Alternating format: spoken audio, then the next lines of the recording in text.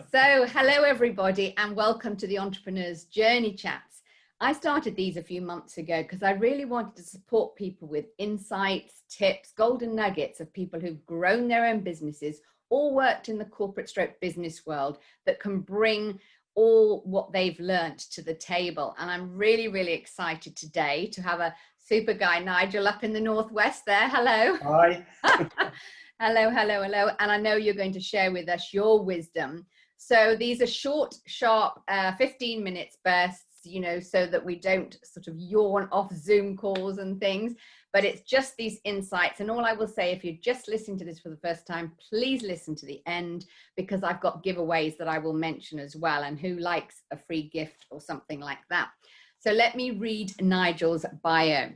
Nigel's been in the business of leadership for over 30 years, initially working within financial services and more latterly creating his management consultant company called Ashton Consulting Board.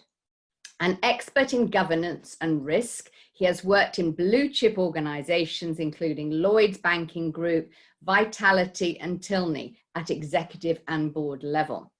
He has always taken risk in his career to stretch himself and continues to believe personal growth comes from experience and from learning from respective colleagues. And I agree with that. We all learn from each other. Nigel's married to Lisa and has two grown-up children, Emily and Robert. He's a keen Liverpool season ticket holder. Well, we know what's happened with the European, with the UK clubs at the moment. But you also play tennis and golf, wonderful. And you've recently joined the ranks of cyclists. I love that. Welcome, Nigel. Yes. Thank you, Susie. So let's get straight in. So, you know, I truly believe that there's an art of personal leadership that we all have. It's bringing our winning strategies, if you like, into our leadership flow. So share with us what you believe are 3 insights that have helped you build your own company, as well as when you worked in the corporate world. I think for me, Susie, it's a great question to start with. It's always been about understanding myself. I think if you really understand yourself, and I've got really good emotional intelligence, so I'm told. And I think understanding your own capabilities, understanding where you're strong, understanding perhaps where you need support as a leader is really important. So my number one, and I say this, and I've said this many times to teams that I've led, understand yourself. And then you know and understand what sort of impact you'll have on leaders and your teams. The second, I think, important point for me is complement your skills with your team skills. So when you're recruiting and you're building that capability, and whether that's in corporate life, as I have done in rebuilding risk and governance and compliance teams, or actually it's where I am now, where I'm building the Ashton Consulting Board business and bringing in capability that, quite frankly, is way beyond my own capability across so many different aspects of what we do. But actually in recognizing that, you as a leader will be stronger and your contribution to your business will be stronger. Definitely. And the third thing for me is, and my team used to hate me for this, was just be relentless in trying to improve what you do and how you do it. It has a downside quite often when you're self-reflecting and you feel that you can always do more. Sometimes you miss that celebration moment when you should recognize the value. But actually for me, that relentless pursuit and desire to continually improve is just a great thing to sort of wake up and say, that was fantastic, but actually, if I do it like this, maybe next time, it'll be better still. And that's how you instill that sense of personal responsibility in terms of contribution, but also you're setting standards that are ever moving and ever moving north, obviously not south, one would hope. Yeah. And that sometimes leads you down cul-de-sacs and you've got to accept that. But actually, fundamentally, that relentless desire is fantastic. I love those. I love those. As you say, yes, to empower the team through that constant, I call it, constant never ending improvement, because we look at ourselves, like you said, I love that. We have to lead ourselves first before we can lead others. I think that's fabulous. And you and I definitely believe in that. You know, we've been on similar paths and still are a student of life, if you like. You know, those are great. Thank you for those. The second thing I want to say is I truly believe that successful people think differently and really do things differently, you know, because that's how they can go from great to outstanding or uber successful. So what would you think are 2 values that have helped you along your journey? I think for me, I recognize that I was never the brightest when I was in school. Now, some will say that's application, and some will say that's my mental agility. But the reality was, I failed every single exam that I took when I was 16. That was the most profound, or one of the most profound moments in my life, because actually what it made me do was recognize that you can rise above that failure with the right support around you. And I have to say, my parents were amazing at that point, as disappointed as I'm sure they were. And that for me creates momentum. So through recognizing failure and recognizing that that doesn't beat you, that should actually be a catalyst for wanting to be different and wanting to improve your life. I then went back and I took all my exams and I did okay and did okay in corporate life. But it was always about actually not wishing to relive that moment. And that actually does actually have quite an underlying effect on the way that I think and the way that I operate. I'm not afraid of failure. Mm-hmm. I think it drives us. As long as you learn from it. Yeah, I think it can become a driver, like you say. Absolutely. It can. And it also, that experience also shaped where I really respect values and how I respect values. So I have enormous respect for intellect, but intellect in itself, for me, is only part of the delivery of a successful leader or a successful business person. If you've got the right attitude, you know, that is so important in your working life. You know, if you are, if you value effort, I think you can see that somebody's putting effort into what they're trying to do, even though they may not quite get there, then actually that's an enormous driver of value for me. And then finally, vision. Mm-hmm. I love people with big picture vision.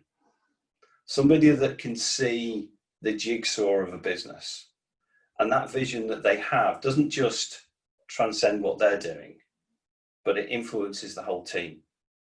And beyond that, influences the whole business. And for me, that is such a big element in what I value and what I value throughout my career, and actually how people have perceived me, I guess, as well. Work hard, have a brilliant attitude, because it gets you an awful long way in life, and really think about how your vision plays into a business, or running your own business, or supporting your team as you grow. So that for me is fantastic. Fabulous. The challenge is, like, you've worked with so many people in the corporate world, me as well. So many people can have a vision of the corporate side, the business world, or their own business, but they can't articulate it. You know, and I know that, you know, you've got to be able to bring, like I loved your metaphor for it, the jigsaw puzzle pieces down into your leadership team to be able to articulate that. But some people can't. And that's development in itself, isn't it? Being able to share that. Yeah. Where I saw intellect combined with all of those 3 values, it was an absolute winner. And I've worked with some amazing actuaries, and some not so amazing actuaries in life who just couldn't take that intellect and that skill and the analysis into something that actually really drove a business forward. So I've been fortunate to see both sides of it in time, but yeah, certainly for me, attitude would be my number one. Yes, and I absolutely have to ditto that. You know, you and I know that we're on similar paths with that positive, looking to the future. What are the solutions? What are the outcomes? You know, we all have to learn from failures, like we mentioned in the last point. But if you stay stuck there, it's not going to propel you forward. We know that. We know that. So that's great. Tell us a little bit about your fantastic consultants board. Tell us so Ashton Consulting Board is a business that I created because of a number of drivers, actually. One was because I felt very strongly that, having come out of corporate life, operating as a consultant on my own wasn't going to be the most effective way of delivering the value that I wanted to deliver. So whilst I started my journey working on my own, over time we've built Ashton Consulting Board into a business and now has 6 partners. Fabulous. We are what I describe as a more affordable version of a big consultancy, and everyone who's working in a big consultancy is not going to jump on me, but actually we've got all of the experience. So everybody that joins Ashton Consulting Board has a unique skill, and that unique skill can be operations, it can be program management, it can be workplace, which is really topical at the moment, both from a health and safety point of view, but also the environment in which one would operate in a go-forward basis following COVID-19. Equally, we can supply marketing support, we can supply PR support. And what I'm trying to create is a breadth of service that delivers in one place everything that an SME would need. And we're focusing primarily in the northwest of England and North Wales, because we want to be a centre of excellence in our territory, in our geography, and not exclusively. But we are offering something very, very different. And we're partnering with some exciting businesses that see what we're trying to do and want to work with us. And that's a big differentiator I think, for our business. But for me, it was a sense of belonging to a team and working with a number of like-minded individuals. And we're still on that. I won't say we're still on that journey because it's such a well-used phrase, but we are still building the business. And I don't think it'll ever stop. No. And that's brilliant for me. So I consider myself to be very lucky to be leading the business and with the people we've got in here right now. And they're lucky to have you, because before we came on air today, you know, you and I spoke of that. So many people, SMEs specifically, they try and do everything, but you can't. We've got to play to our strengths and our skills, you know, and bring the people in that you need to take you to the next platform level, whatever that is. So that's nice to hear a little bit about it. And then at the end, we'll find out where people can get hold of you and obviously hear more about the business and things other than LinkedIn, obviously. So, you know, I truly believe that for people to achieve greatness in whatever business they're in as a company and to have a happier life as a person, I really believe there are some arenas that people can master better, even better. They're good at what they are and they can master even. What would be a couple of arenas that you've either had to work at or you would recommend people really look at and do deep dives in? I think what I learned in my early days was to be yourself. I tried really hard to differentiate the personal version of myself from the work version of myself. But actually, neither side really wins in that scenario. So I actively encourage people just to be themselves in the workplace. Nice. And you know, we all do disc profiling and things like that, and it shows that some people operate in a different way. But I don't think that's right. I want to see the whole of the person in the workplace, because then you get to know them. Then you get to really understand their strengths and their weaknesses, if you want, and actually you can work with them to develop those. So that's something I learned because I was suppressing the personal version of me because I thought I had to present in a particular way within the organization. And it took me a long time, I think, to realize, no, just be yourself. I think it's a really powerful way of actually supporting yourself and supporting your colleagues. The second point, and it was a key learning for me, was around understanding your stress. And it's obviously incredibly topical at the moment. Yeah. But if you can't manage your own stress and find those outlets that work for you, then, you know, you're always going to struggle. You're always going to let it build and build and build. And actually then you actually become far less effective. And anyone that's worked with me in the past will know that sometimes I got that very wrong. And you know, and that's part of life. Yes, it is. But actually finding that release for you, whether it's going for a drive, whether it's going for a walk, whether it's talking to the wall, you know, if that works for you, that's absolutely fine. It doesn't really matter. It's just finding those releases and sharing the fact that you may be stressed, but actually you might be stressed for the wrong reason. You might be stressed because somebody's expecting something of you that they don't. Or you're not sharing something because you think it's a sense of weakness. You know, if you can get to that point of maturity where you recognize that, for me, that's huge. That will really release your capability. And we've seen many leaders recently coming out and acknowledging that they've had periods of stress. Being vulnerable, yes, absolutely. It's a quality.